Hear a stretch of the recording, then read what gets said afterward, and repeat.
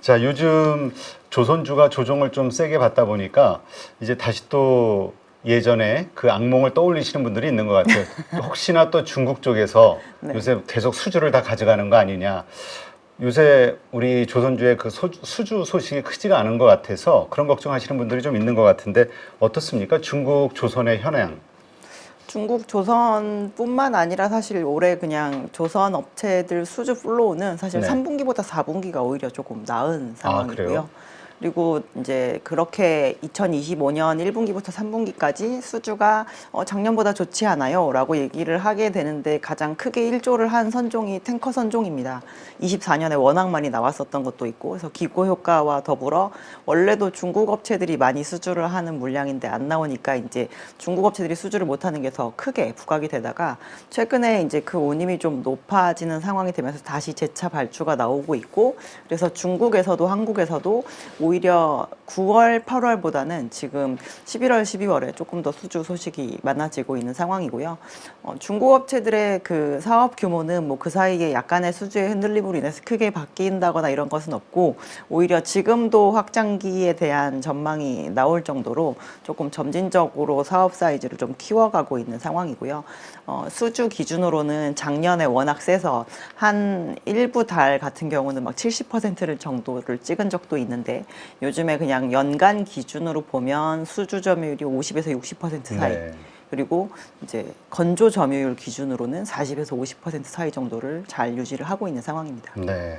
하여튼 중국, 조선 쪽도 성장을 계속 하고 있군요. 네, 맞습니다.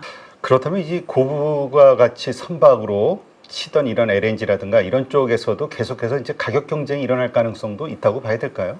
그래서 이제 우리나라 조선 업체들이 그 고부가 가치 선박을 중국에서 만들어서 그분들이 시장에서 돌아다니면서 레코드를 쌓기 전에 저희는 또 다른 기술을 더 접목한 새로운 선형으로 이제 대응을 하는 거죠. 그래서 저희보다 어쨌든 뒤늦게 따라오고 있는 그 선형이 시장에서 검증이 되면 저희는 또 다른 선형으로 시장에 또 다른 검증 레코드를 쌓아놓고 있을 만한 상황이니까 그런 식으로 사실 지금까지 계속 간극을 못 좁히게끔 하면서 왔었거든요. 그래서 언제나 불안한 상황이지만 이 불안한 상황에서 기술 개발을 끊임없이 했기 때문에 가능했었고 그래서 저희는 아마 향후에도 이제 지금 중국이 만들고 있는 저 LNG 캐리어들이 나온다고 하더라도 그거에 맞춰서 또 국내 업체들이 분명히 시장에다가 선보였던 어떠한 새로운 기술을 조금 접목시킨 선박들이 그 부분을 좀 대체해 줄 수 있을 거라고 생각하고 있습니다. 네.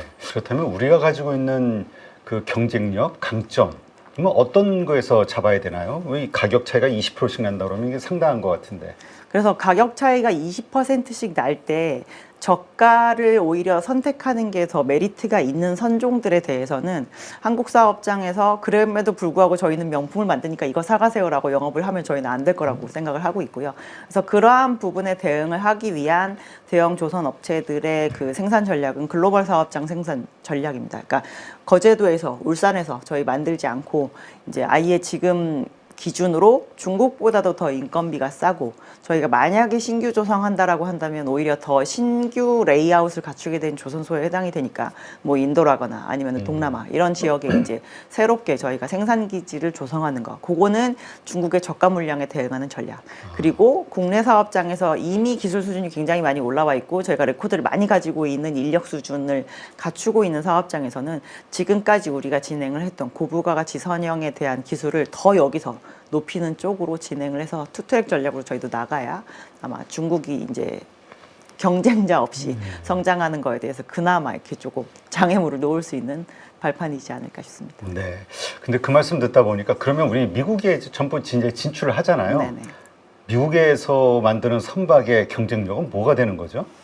미국에서 만들 건지 아닌지도 지금 사실 어떻게 보면은 지난번에 발표한 팩트시트로 명확하게 되어 있지는 않은 상황이잖아요.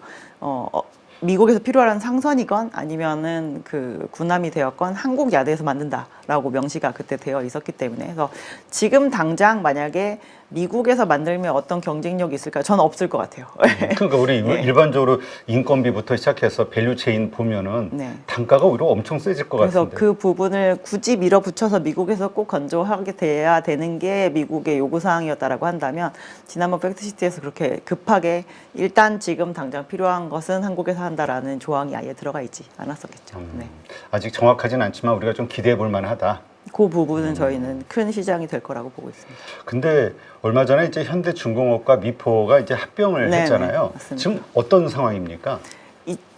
2025년 11월 27일부터 14일까지 이제 거래가 중단되었었고요. 미포 조선의 거래가 그리고 이제 합병 신주가 저희가 상장을 해서 물리적으로도 이제 합병이 마무리가 된 상황입니다. 그래서 어차피 그 사업장 자체가 완전히 붙어 있기 때문에 저희가 뭐 합병을 함으로 인해서 크게 그 조직을 막 변경한다거나 뭐 아직 그러한 모습은 보이지 않고 있고요. 이제 글로벌 그 수주를 하려고 하는 고객사에게 마케팅을 할 때 저희가 현대중공업 브랜드, 합병 현대중공업 브랜드로 마케팅을 하면 되는 부분이니까 이제 2026년 상반기에 저희가 수주를 하면서 옛날에 현대중공업 혼자만 수주를 했다면 요 정도 사이즈의 수주만 하고 끝났을 텐데 이제 보니까 수주 사이즈가 어느 만큼까지 늘어나네. 이거를 좀 가늠해 보실 수 있지 않을까 싶은 상황입니다. 네. 그렇다면 둘이 합병하면서 나오는 어떤 시너지 혹은 경쟁력 면에서 뭐 주목할 만한 게 있나요? 특이점이? 저희가 기본적으로 원래 조선소의 합병에 대해서 크게 시너지가 나올 게 없다라는 입장인데 이 회사는 조금 다른 게 일단 물리적으로 붙어 있기 때문에 저희가 실제로 공통비를 배분을 할 수가 있죠. 뭐 굳이 양쪽에 그 관리 조직을 따로 둘 필요가 없게 되고 재료 구매 같은 경우도 공동적으로 진행을 하기 때문에 아무래도 그 가격적인 이점이 좀 있을 수 있습니다. 그리고 이 HD 현대 미포조선이 원래 가지고 있었던 사업장의 약간 유유 설비 그리고 HD 현대중공업이 가지고 있었던 유유 설비를 다 현대중공업 브랜드로 그 마케팅을 하면서 저희가 수주풀을 조금 더 확장하겠다라고 하는 거거든요. 지금 미포에 좀 빈자리에 있는 그 사업장과 현대중공업 빈자리 사업장을 이제 글로벌 특수선 사업장으로 좀 수주풀을 넓히겠다라고 얘기를 하는 부분이기 때문에 생각보다 큰 투자를 하지 않고 증설 효과를 좀 볼 수 있는 그런 측면이라고 보셔야 될 것 같습니다. 그렇군요. 아니 왜냐하면 그 합병 이후에 주가 흐름이 지금 고점 대비 한 20% 정도 빠져 있거든요. 이거 어떻게 봐야 됩니까? 근데 이 회사뿐만 아니라 지금 조선주들이 하긴 뭐다 대부분 그렇죠. 예, 고점 대비 그 정도 빠져 있는 상황이고 그리고 이제 기자재 업체들 중에서 조금 더 빠진 업체들도 있는 상황이에요. 그래서 요거는 작년부터 올해까지 거의 쉬지 않고 올라온 조선주에 대한 차익 실현에 대한 부분이었었던 것 같고요. 특별히 이 회사가 합병한다라고 해서 더 빠진 것 같아 보이진 않고 오히려 합병을 진행하지 않은 다른 업체들보다 조금 조정폭은 더 덜한 편에 해당이 됩니다. 시장도 이 부분에 대해서는 조금 긍정적으로 해석을 하고 있는 것 같고요. 저희가 특별히 이쪽 합병 이슈와 주가 움직임 사이에 뭐 다른 부분이 있었다라고 해석하기는 좀 어려울 것 같습니다. 그렇군요. 지금 그렇다면 우리가 사실 그 이번에 뭐 핵잠수함 뭐 여러 가지 이야기가 나오면서 자연스럽게 그 일본의 조선업에 대해서도 생각해 보게 됐는데 에이펙 이후에 뭐 지금 일중 관계가 좀 상당히 안 좋잖아요. 네.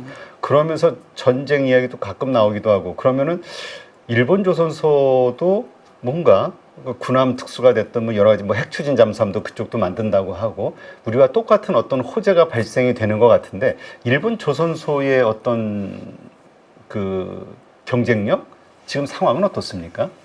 일본 조선업계는 이 민간과 정부와의 좀 생각의 차이가 많은 상태인 것 같아요. 아 그래요? 그래서 실제로 일본이 지금 들고 있는 수주장고, 아직 저희가 수주는 했지만 만들지 않은 수주장고의 척수는 한국이랑 일본이랑 거의 비슷합니다. 아 그래요? 근데 일본을 그 들여다 보면 우리나라는 조선업체들의 숫자가 굉장히 많이 줄었잖아요. 근데 지금 일본의 조선 사이즈가 줄어들었지만 조선업체 수는 한국보다 훨씬 많거든요. 근데 그 수주장고가 비슷하게 600척대인데 톤수 기준으로 하면 지금 일본이 한국의 3분의 1밖에 안 돼요. 아 그럼 이제 네. 중소형 선박이군요. 작은 선박들로만 되어 있는데 그러니까 2000년대를 그냥 보내버린 거죠. 조선업계의 그 요구사항과 변화의 바람을 무시한 채 그리고 일부 업체들 같은 경우는 이제 탈조선하고 있거든요. 나는 안 하겠다. 근데 요즘에 보면 뭐 일본에서 정부 측에서는 이 조선이라고 하는 부분이 어쨌든 뭐 대미 관련해서 협상을 하거나 이럴 때 조금 중요한 부분이 되다 보니 일본 같은 경우도 1조 엔 달러를 조성을 해서 조선업을 좀 다시금 육성을 하겠다라는 의지를 굉장히 세게 표명을 하고 있는데 이거에 대해서 업체들이 이제 막 쌍수를 들면서 반기는 상황이 아니라는 거죠. 그래요? 나는 이 사업에서 다른 쪽으로 이미 전환을 또 완료해서 또 다른 영역에서 오히려 매출도 잘 내고 주가도 굉장히 좋은 그런 업체들이 많이 나타나고 있는데 갑자기 정부가 조선업의 중요성을 막 언급을 하면서 우리가 지원을 해줄 테니 이 부분에 대해서 다시 리빌딩 해라라고 하니까 이 서로의 간극이 좀 안 좁혀지고 있는 그러한 측면이 많은 것 같습니다. 그렇다면은 사실 이번에 이제 미중 관계 때문에 우리에게 벌어지는 어떤 호재가 있잖아요. 특수. 이 특수를 가져갈 수 있는 것은 한국과 일본이다라는 평가가 대부분인데 일본은 아직 그걸 가져갈 만한 내부적인 어떤 준비가 안 돼 있다라고 봐야 되는 겁니까? 일본이 그 협상 리스트에는 굉장히 넣고 싶어 했지만 이제 그 앞뒤로 해서 실제로 미국에서 들어와서 일본도 방문하고 한국도 방문하고 하면서 사업장의 상황과 인력 상황들을 많이 체크를 했잖아요. 근데 거기에서 일본 쪽으로 이 부분을 이제 많이 의존해야 되겠다라는 결론을 미국 측에서 내리지 못한 것 같습니다. 마치 본인들의 과거를 보는 것 같을걸요. 점점 쇠퇴보하고 있다. 조선이 약간 줄고 있는데 과연 내가 저 나라의 산업에 긴 이야기를 같이 해보자라고 얘기할 수 있을까라는 생각을 좀 하지 않았을까 싶습니다. 지금 그러면 그 이후 우리 정말 그 MRO 사업부터 시작해가지고 또 실질적인 미 군함 그 건조에 대한 기대감들 살아 있었잖아요. 현재는 어떤 상황입니까? 진행 상황이? 24년부터 최근까지 일단 어떠한 업체가 되었건 신조하는 군함을 수주한 레코드는 없습니다. 당연히 아시겠지만 그리고 작년부터 올해까지 국내 대형 조선 업체가 MRO 사업을 수주한 건 4건이었고요. 그리고 최근에 그 MSRA라고 하는 미 군함 정비 라이센스를 취득하지 않은 상태에서 지금 HJ중공업이 추가로 또 군수지원함에 대한 MRO 수주를 한 상황이거든요. 그래서 MRO 쪽에는 조금씩 이제 업체들이 발을 담그고 있고 이거는 그냥 몇 개월 정도의 그 정비나 이런 것만으로 다시 그 결과물을 미국에다 다시 보낼 수 있기 때문에 사실 이 부분은 어떻게 보면 미국 입장에서도 여기는 잘 소화할 수 있을까에 대한 그 부분을 조금 테스트해보기 위함인 것 같고요. 이거를 넘어서야 저희가 그 다음 단계로 넘어갈 수 있는 상황인데 그 부분에 대한 첫발들은 다 내디딘 상황 정도인 것 같다라는 거고 기존에 원래 특수선을 진행을 하지 않고 있어서 미국이랑 뭐가 사업을 할 수 있을까라는 의구심이 있었던 예를 들면 뭐 삼성중공업 그리고 이쪽도 아직 MSRA가 나오지 않았지만 뭐 SK 오션플랜트 같은 그런 쪽도 국내에서도 이제 삼성 같은 경우는 국내에서 특수선을 안 했는데 과연 미국 사업을 할 수 있을 것인가에 대한 의구심.